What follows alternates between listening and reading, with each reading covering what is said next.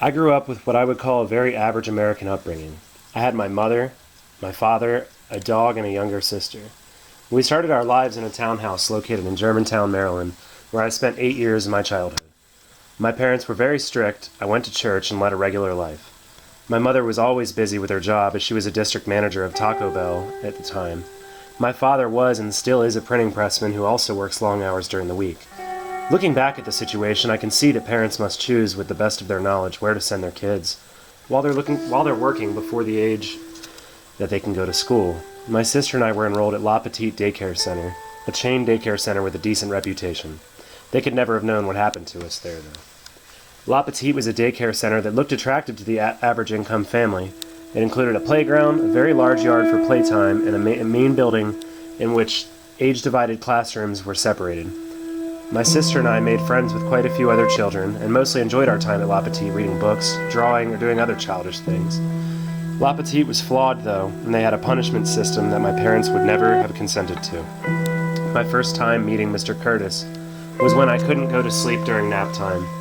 I had difficulties with nap time at daycare because my parents never raised me to take naps. I would stay up and ask if I could not lay on my cot.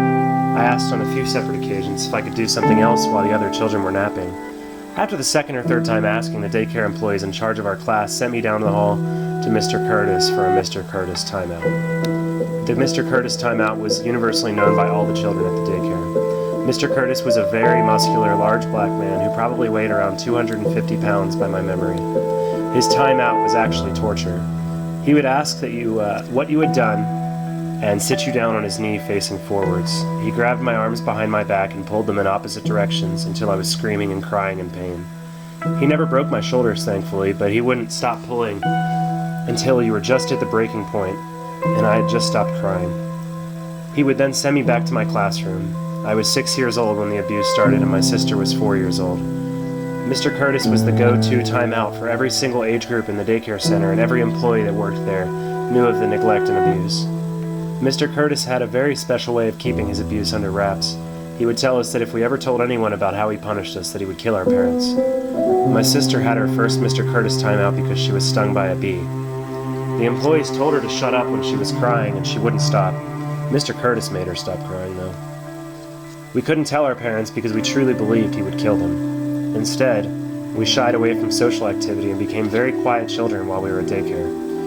I would say that the situation socially estranged me and had a long-lasting effect. When I came to an age that I realized Mr. Curtis could no longer hurt my parents, I told them. I was 12 when I told them, and they were enraged. They called the State Department and tried to get justice for us, but all the avenues they tried did not work. We would never get justice for the abuse we received while at La Petite. No one would. Child abuse is a very serious crime and affects more children than anyone can imagine. I only wish that something would change.